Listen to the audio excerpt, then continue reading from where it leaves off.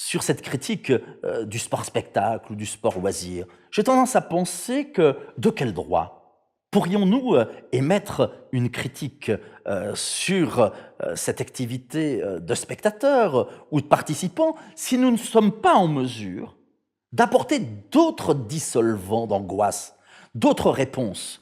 Et je pense qu'on ne peut comprendre le sport capitaliste que si on accepte d'élargir notre critique du capitalisme. Le capitalisme, c'est foncièrement trois choses. Le capitalisme, c'est déjà un système économique qui repose sur l'exploitation du travail, sur le pillage de la nature. Je dirais ça, les gauches et l'écologie savent bien le dénoncer, mais même si on ne dit pas assez en quoi notre mode de vie reste tributaire de siècles d'esclavagisme, de colonialisme, de néocolonialisme. Mais le capitalisme n'est pas que ça. Le capitalisme, c'est aussi l'imposition de modes de vie, de styles de vie particuliers, avec des produits spécifiques.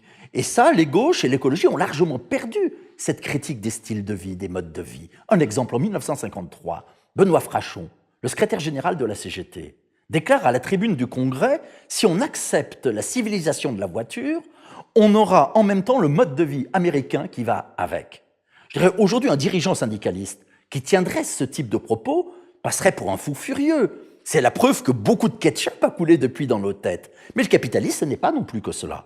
Le capitalisme, c'est une troisième chose, sinon ça ferait longtemps que le système se serait effondré. C'est une réponse à nos angoisses existentielles, c'est-à-dire à la peur de mourir, au sentiment de finitude.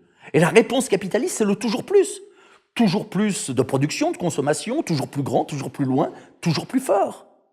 Et je dirais que tant que nous n'aurons pas d'autres dissolvants d'angoisse à opposer que cela, eh bien on ne pourra être que dans des combats défensifs. C'est pas plaisir à entendre ni à dire, mais le capitalisme nous fait jouir.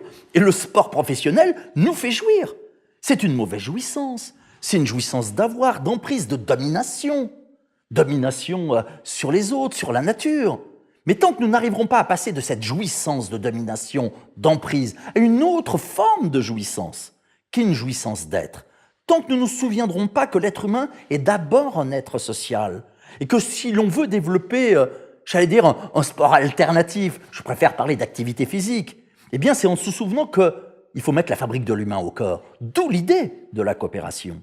Et moi, je me souviens avec nostalgie, lorsque j'étais jeune animateur sportif, encadrant des gamins dans le quartier de la Duchère à Lyon, c'est-à-dire des gamins qui venaient des milieux sociaux les plus difficiles. Comment nous étions pas dans cet éloge de la compétition? Comment on pratiquait, je dirais, ces activités coopératives? Comment on inventait des jeux dans lesquels les règles du jeu évoluaient, c'est-à-dire étaient négociées sans cesse? Eh bien oui, nous avons beaucoup perdu.